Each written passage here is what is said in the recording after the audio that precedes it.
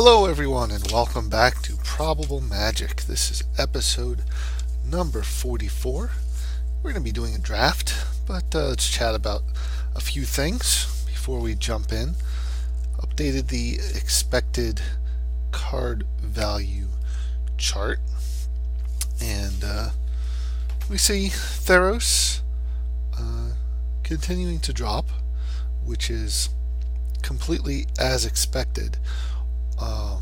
What surprised me is how slowly it's dropped. I guess I was of the expectation that it would drop with a much steeper curve like M14. So that's interesting. Something could just be flawed expectations on my part. Perhaps there's just a big difference between core set and blocks. It'll be very interesting to see what happens when the next set in THS block comes out. See M14, which had been going up and then leveling off, and the slightest drop here. I am sitting on a draft set of M14 yet that I'm going to have to use at some point, and arguably should be doing that before it starts dropping too much.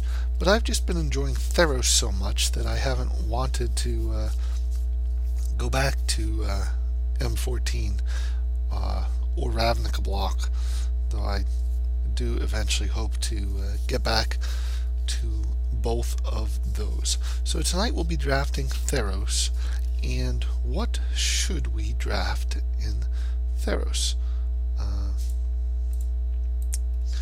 In a previous episode, forgive me for not recalling which one, we started looking at the expected prize value and the expected win percentage with an adjustable factor for how much drafts of a different format within the set count. And we see I really need to set this up better, but when this here is set to 0, that means that all drafts are equally weighted. So what we're looking at here for THS, this at 0 means that a win in a Swiss and a win in an 8-4 count completely the same, other than that the Swiss is adjusted for single elimination formats for 3-2-2 and 8-4 to discount any games that would not have been played because they followed a lost round. So with this at 0, we see a big advantage in expected prize value for 8-4, because we've been doing very well in round 1 and 2, and if we're getting to round 3, then 8-4 is very profitable, or at least expectedly so, if we have a high probability of getting to that final round. If I put a 1 here, that means now that I count additionally each draft of the given format, so that basically each 8-4 draft, when we're looking at 8-4, each 8-4 draft counts twice as much as the others, which means that these numbers get thrown off. When this is at 0, these are kind of real numbers. I did actually play 12 THS drafts to date, and when I start increasing this, then these numbers are not the actual numbers because they're increased. So now, of those 12 drafts, 2 of them were 8-4s. So when I have the 1 here and an 8-4 counts twice as much, that's why these get increased to 14, because I've got the 12 drafts plus an additional one for each of the 8-4s. And in those two 8-4s, I timed out in round 1 both times, so we see the percentage in round 1 drop. Still a large advantage to expected prize value for 8-4 based on how we done. Haven't reconciled yet what the best number to be using here is. I think it's somewhere around a 2 or a 3, and we see with a 2 still a significant advantage to 8-4. With a 3 that switches over to Swiss. So I really feel like I'm right on the cusp of trying 8-4 again.